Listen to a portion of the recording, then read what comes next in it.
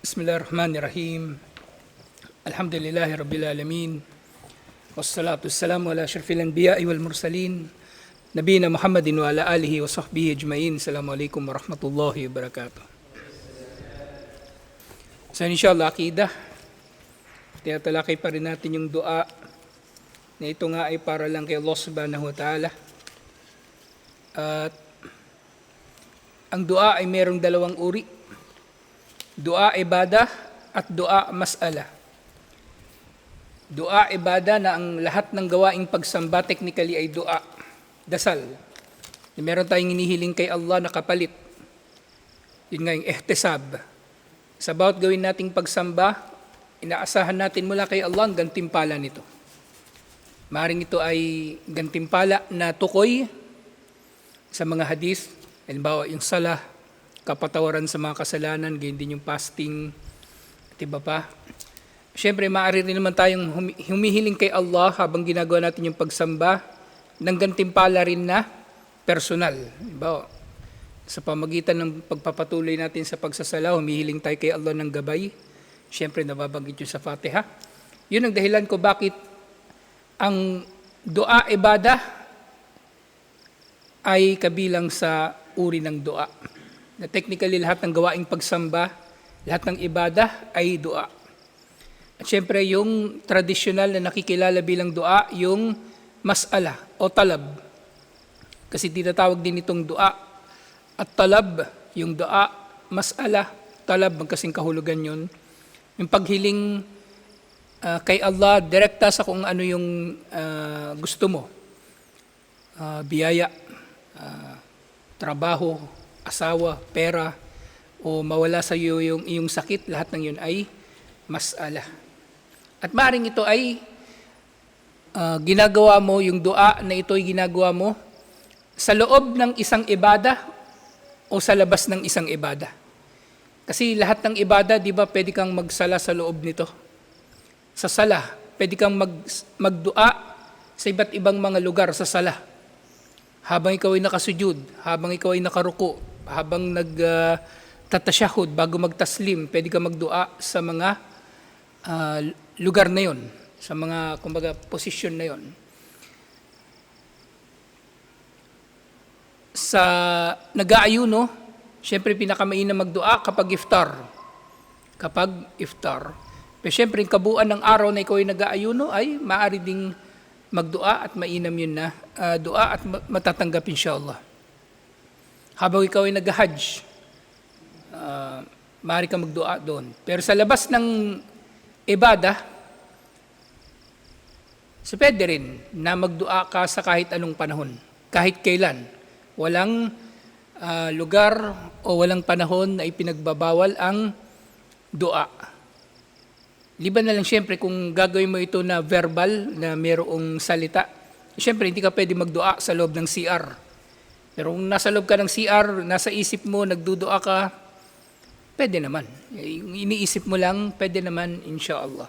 Pero yung i-verbalize mo, yun yung maaaring magkakaroon ng limitasyon, inshallah. Ngayon, meron pang iba pang mga dalil, marami mga binanggit dito na dalil tungkol sa dua. Yung sumunod na nabanggit,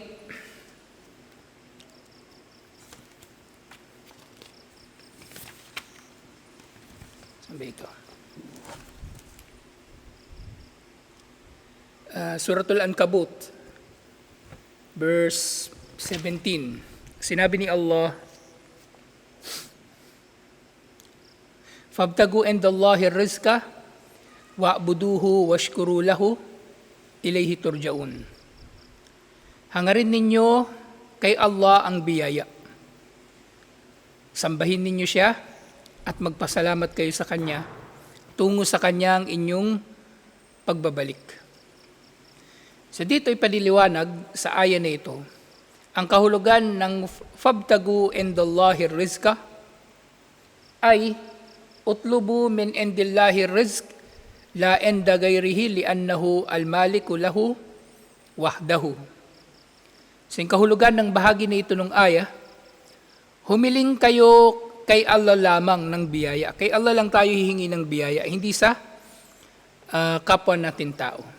Pero syempre, yung tinutukoy dito na biyaya, yung biyaya sa ugat nito, kumbaga, na malinaw sa ating puso at isip ng anumang pinakikinabangan ng tao ay dapat maunawaan niya na nanggagaling ito kay Allah.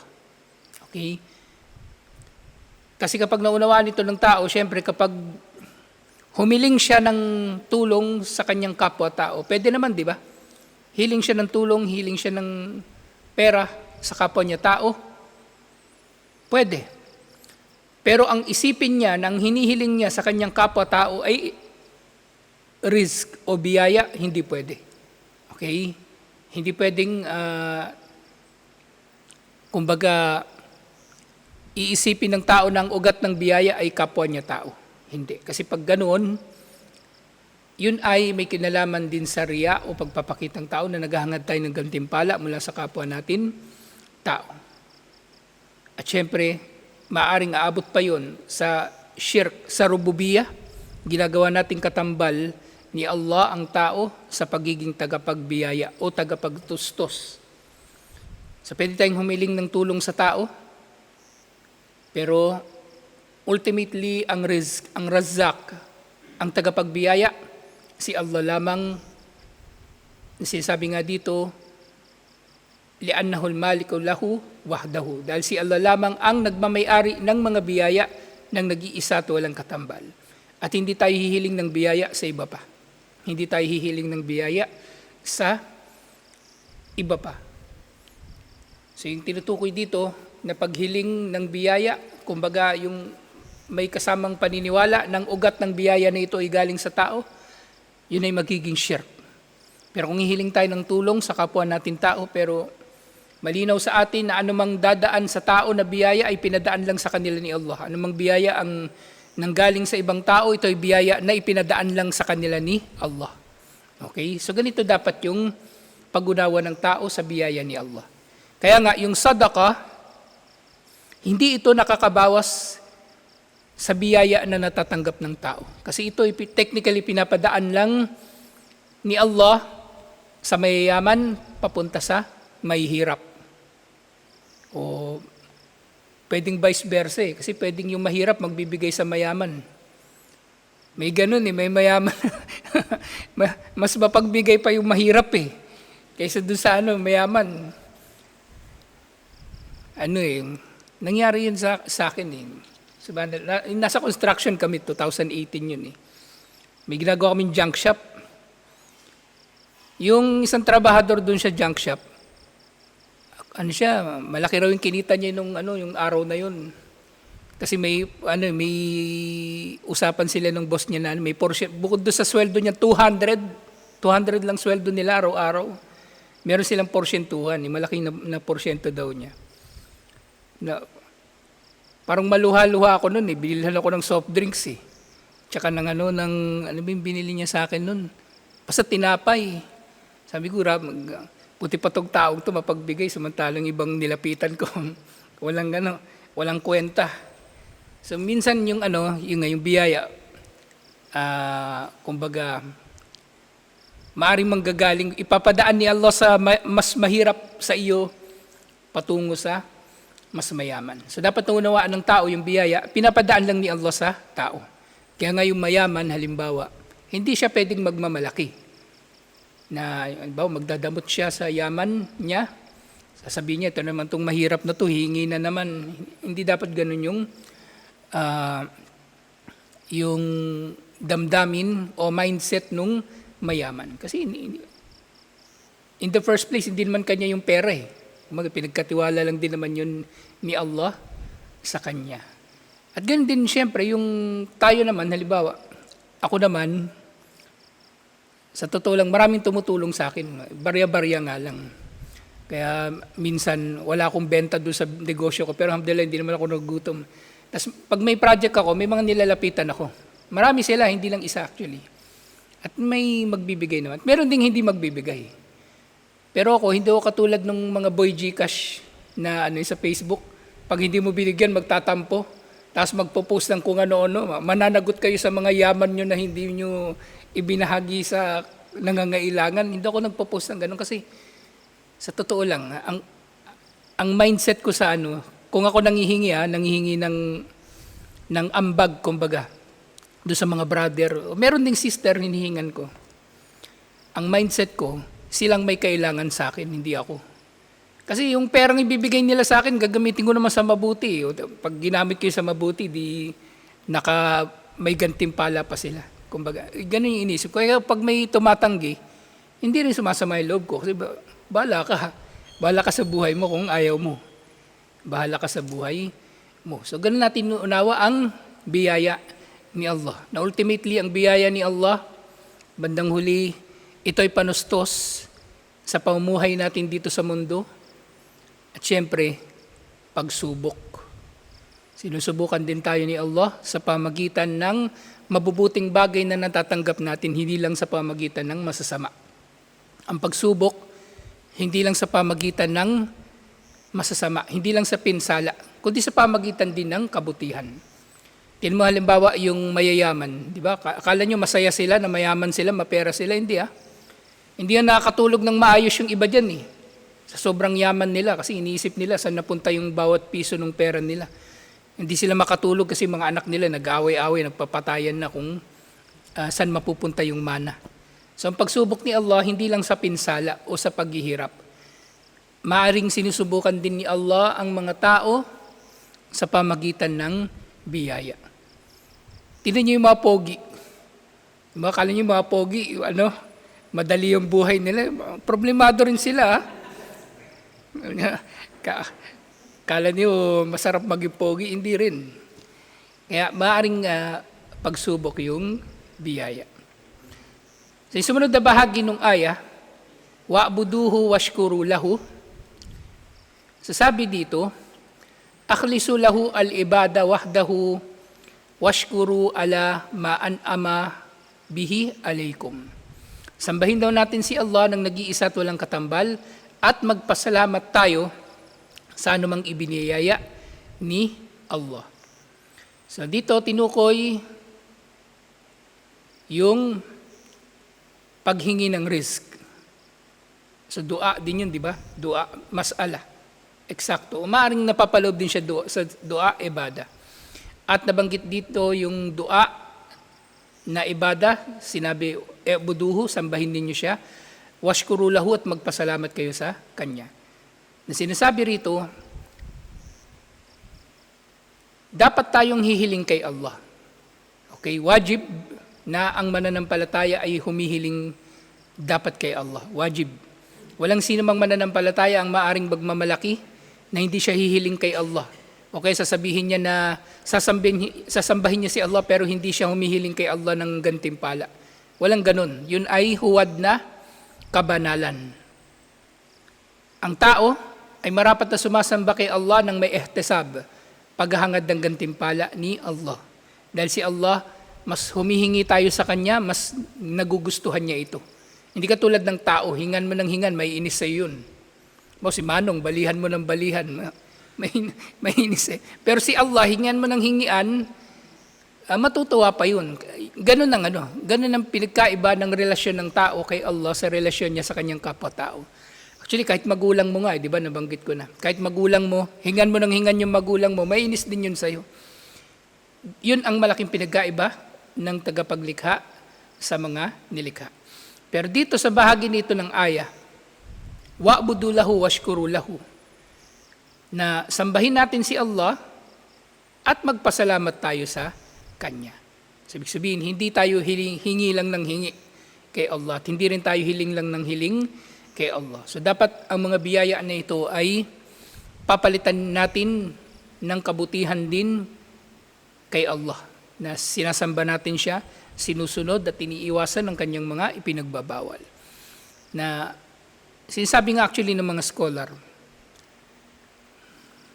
di ba sa araw ng paghuhukom, tutuusin din yung mga kuffar sa sala na hindi nila nagawa. Tutuusin din sila sa lahat ng gawaing pagsamba na wajib sa mga Muslim na hindi nila ginawa. Kasi technically, anumang wajib sa Muslim, wajib din sa lahat ng nilikha. Hindi nga lang nila ginagawa kasi hindi naman sila nag-Muslim Hindi kasi sila nag-Muslim. Pero idaragdag yung hindi nila pagsasalap, hindi nila pagbabayad ng zakat, iba pang mga gawaing pagsamba sa mga pananagutan nila sa araw ng paghuhukom, sa kabilang buhay, sa impyerno. Kasi, sinasabi rin ng mga scholar, ang pagsamba na ito na sisingilin sa kanila, tutuusin sa kanila, ito kumbaga ay upa. Yun yung term na narinig kong binanggit minsan ni Sheikh Uthman al-Khamis. Sabi niya, yun ay upa ng sino mang nilikha sa kanyang pagtira dito sa lupa. Na dapat susundin niya si Allah, sasambahin niya si Allah at gagawa siya ng mabuti. So ganoon tayo magpapasalamat kay Allah. Kumbaga itong pasasalamat natin kay Allah, ito din naman yung mabuting ganti natin sa mga biyaya na natatanggap natin kay Allah. Na siyempre, itong ganitong damdamin ng pagiging mapagpasalamat palagi kay Allah, ito rin yung magtutulak sa tao na maging matuwid. Ito yung magtutulak sa tao na magsipag sa kanyang gawaing pagsamba, ang pagiging mapagpasalamat. Na sa kabila ng mga pagsubok na dinadanas niya o sa kabila ng pagiging maginhawa ng kanyang buhay, marami pa rin siyang ipagpapasalamat kay Allah subhanahu wa ta'ala. Halimbawa niyan, di ba? Si Ayub alayhis salam, di ba marami siyang sakit. Karoon siya ng ketong, nawala yung pamilya niya, kung ano-anong nangyari sa buhay niya, pero nananatili siyang mapagpasalamat kay Allah. At naiulat mula sa mga salaf, nakalimutan ko yung pangalan ng isang sahaba. Nabuhay siya na matagal, tumanda na siya. Tapos nagkaroon siya ng sakit at pinutol yung kanyang kanang paa. Pero nga, nung pinutol niya yung kanyang kanang paa, nananatili siya magpapasalamat kay Allah na isa lang yung pinutol, hindi dalawa. So, ganun dapat yung mindset ng tao, inshallah, na nagpapasalamat siya palagi kay Allah. Datnan siya ng biyaya, papasalamat siya kay Allah. Datnan siya ng pagsubok, nagtitiis siya at nagpapasalamat siya kay Allah na hindi mas malala ang dumating sa kanya na pagsubok. Okay?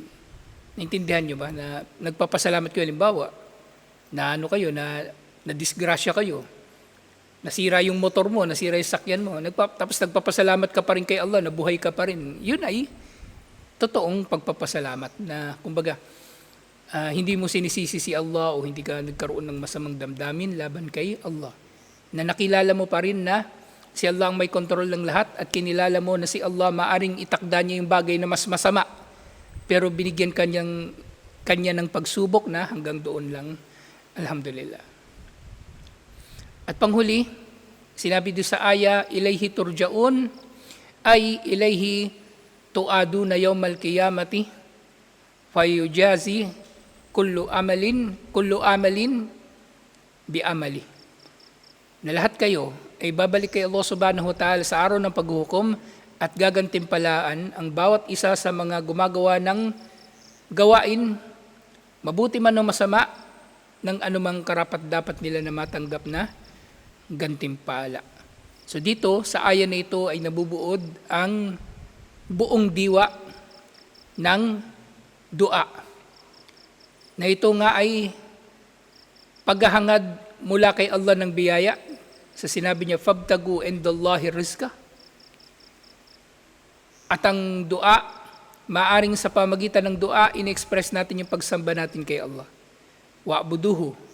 At sa pamagitan ng dua, nagpapasalamat tayo kay Allah. Washkuru lahu. Magpasalamat kayo kay Allah. At ang dua, ang siyang, kumbaga, ginagawa natin dito sa mundo bilang paghahanda sa pakikipagharap natin kay Allah, ultimately, sa araw ng paghuhukom. Nga sinabi, hiya anna Allah amara bitalabir rizki min indihi wahda duna sawa. Si Allah, siya ay nag-utos sa atin na hiling tayo sa Kanya lang ng biyaya. Sa Kanya lamang tayo hingi ng biyaya at hindi sa iba. Li'annahu al-qadiru alayhi, dahil siya lang ang nag-iisang may kakayanan na magbigay ng biyaya. Faman talabahu min gayrihi mimman la yaqdiru alayhi faqad asyraka bihi.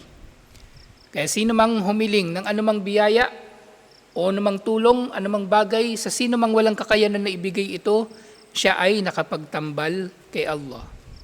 Kaya nga, yung sumasamba sa rebulto, siya ay nagsishirk. Kasi humihiling siya sa rebulto ng mga biyaya na si Allah lang ang makakapagbigay. Yung tao, nahihiling ng bagay sa kanyang kapwa-tao na walang kakayanan ang sino man na gawin ito liban kay Allah, yun ay shirk din. Halimbawa, sasabihin ng tao doon sa doktor, buhayin mo yung anak ko. Halimbawa, namatayan siya ng anak, sasabihin niya doon sa doktor, buhayin mo yung anak ko. Yun ay shirk. Yun ay shirk. Dahil ang bubuhay ng patay si Allah lang. At ganyan din yung tao na nagpapakitang tao, gagawa siya ng pagsamba, tapos gusto niya na pupurihin siya ng mga taong kanyang layunin ay purihin siya ng mga tao. Shirk din. Kasi sa ibang tao siya humihiling ng gantimpala at hindi kay Allah. So lahat ng yun ay shirk. Alhamdulillah, at ito ay nalinaw sa aya na ito. Alhamdulillah. So meron pang ibang mga aya. Actually marami pa. Marami pang iba't ibang mga aya ang nababanggit dito tungkol sa dua at tungkol sa istighatha, yung paghingi ng tulong o paghingi ng saklolo, pagpapasaklolo. Dahil ang mga bagay na ito ay kailangan na malinaw kasi madalas natin itong ginagawa. Madalas natin itong ginagawa. Araw-araw, humihingi tayo ng tulong sa kapwa natin tao. Habang nagtatrabaho tayo o kahit yung pamilya natin, uutusan natin na gawin yung isang bagay, kahit anak natin, so maaaring yun ay talab din o istighatha. Kaya malinaw, dapat sa tao, sa Muslim, ang bagay na ito. Alhamdulillah. So tutuloy natin ito next week. Inshallah. Assalamualaikum warahmatullahi wabarakatuh.